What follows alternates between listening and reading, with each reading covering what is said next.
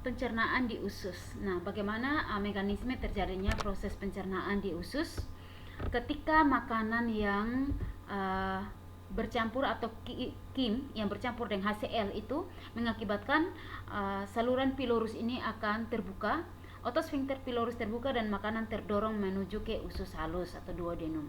Nah, di sini di duodenum, kim yang tercampur HCl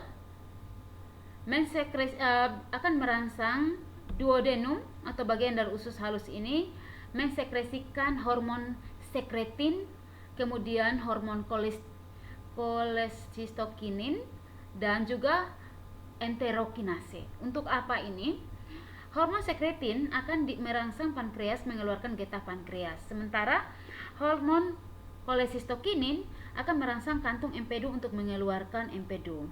Dan sedangkan enterokinase akan mempengaruhi usus halus untuk mengeluarkan getah usus halus.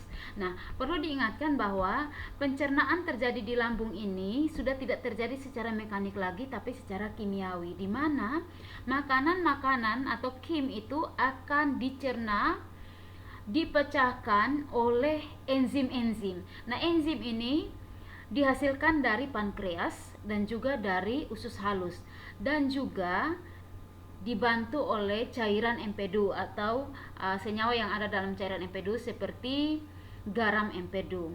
Nah, untuk itu penting sekali untuk hormon-hormon hormon sekretin, hormon kolesistokinin merangsang terbentuknya enzim dari getah pankreas dan juga enzim yang ada pada usus halus. Karena kalau tidak ada kerja dari ketiga jenis senyawa ini, maka proses pencernaan kimiawi di usus tidak bisa terlaksana. Nah, untuk itu semua kim yang dicerna masing-masing dicerna berdasarkan enzim yang berperan. Jadi, misalkan enzim lipase dia mencerna lemak, kemudian ada tripsinogen mencerna protein, dan ada enzim untuk mencerna karbohidrat, yaitu misalkan disakarase, sukrase, dan laktase. Nanti pada next video itu dikhususkan untuk membahas tentang enzim-enzim yang bekerja di usus, di lambung, dan pankreas beserta fungsinya masing-masing. Jadi untuk di usus halus, makanan akan dipecahkan, khususnya di duodenum, makanan akan dipecahkan menjadi mikromolekul oleh bantuan dari enzim-enzim pencernaan yang terkandung di dalam usus, yang terkandung juga di dalam getah pankreas, dan juga ada garam empedu dari organ empedu ini. Nah, semua kim akan dicerna oleh masing-masing enzim tadi. Kemudian makanan yang telah dicerna ini dia akan diserap. Nah, penyerapan terjadi di ileum. Jadi di ileum ini sudah tidak lagi terjadi proses pencernaan kimiawi, tetapi ini adalah tempat di mana banyak sekali mengandung jonjot atau lembaran-lembaran, lipatan-lipatan bagian dalam usus yang banyak sekali mengandung pembuluh darah dan juga pembuluh limfa. Jadi kalau diperhatikan ada pembuluh limfa dan pembuluh kapiler. Nah, untuk penyerapan di sel-sel usus atau jonjot ini, makanan yang sudah dicerna itu kemudian masing-masing diserap. Nah, kalau karbohidrat setelah dipecahkan oleh enzim-enzim yang berperan untuk mencerna karbohidrat, maka karbohidrat diserap dalam bentuk monosakarida, gula yang lebih kecil, mikromolekul, yaitu glukosa, fruktosa, dan galaktosa. Kemudian senyawa karbohidrat masing-masing ini akan diangkut melalui pembuluh darah ke bagian tubuh yang membutuhkan. Nah, sebagian lagi disimpan di dalam organ hati dalam bentuk glikogen. Nah, ketika karbohidrat atau gula, galaktosa, fruktosa, glukosa ini diangkut ke bagian tubuh, ini digunakan sebagai energi bagi aktivitas manusia. Kemudian, bagaimana dengan pengangkutan protein? Penyerapan protein itu dalam bentuk asam amino. Kalau protein sendiri itu makromolekul, maka dia harus dipecahkan dengan enzim di duodenum, kemudian menjadi mikromolekul, menjadi asam amino yang akan dibawa oleh darah melalui vena porta hepatica. Jadi protein diangkut dulu ke vena porta hepatica menuju organ hati untuk dirombak dan kembali membentuk protein. Jadi di sana ikatan-ikatan asam amino kemudian membentuk peptida. Nah, dari peptida ini merangkai membentuk senyawa kompleks yaitu protein.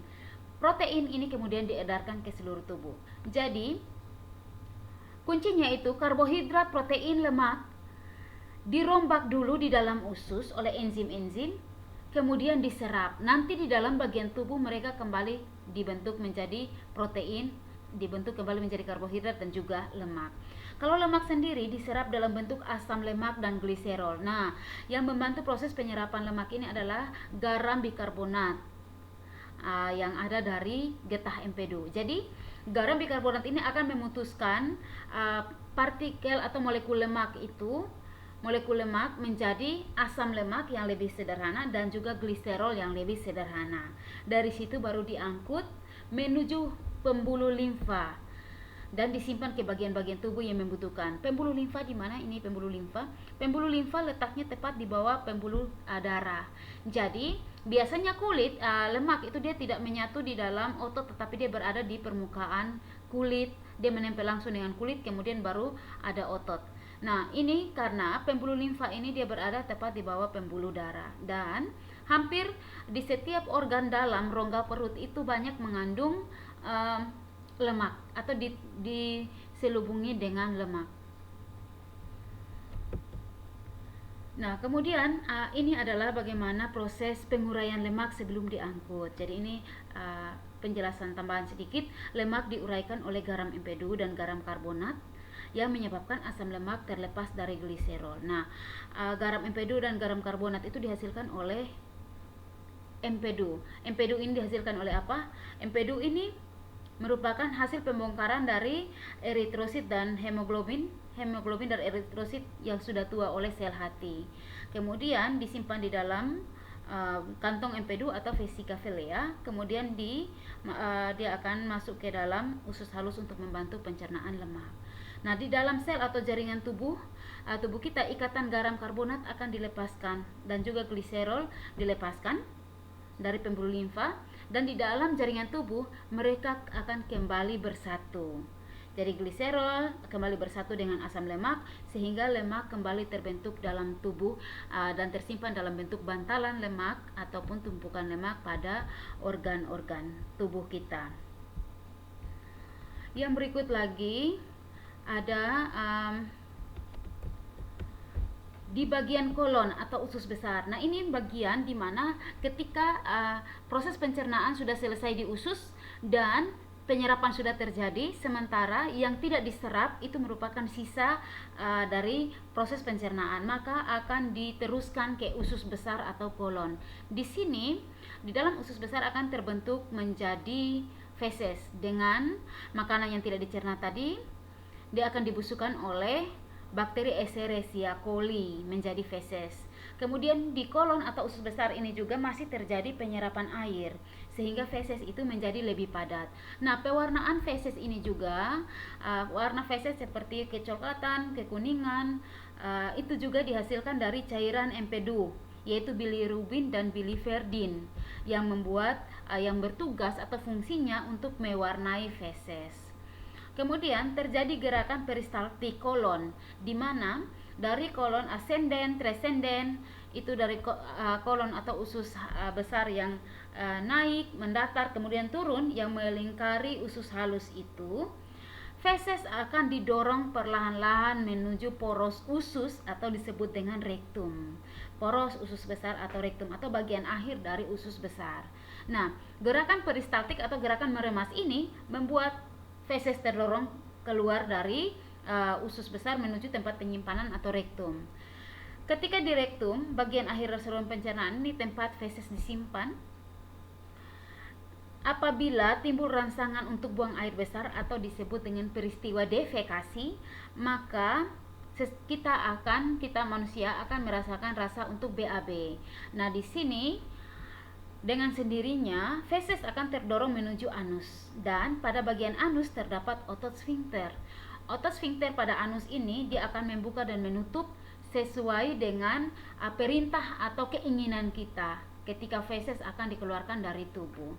Nah, sekian penjelasan panjang tentang proses pencernaan makanan, mulai dari mulut, lambung, sampai lambung, kemudian dari usus diserap, kemudian sisanya dibuang dari tubuh. Kita akan mengikuti penjelasan lanjutan tentang enzim-enzim pencernaan beserta fungsinya masing-masing pada video berikut. Terima kasih.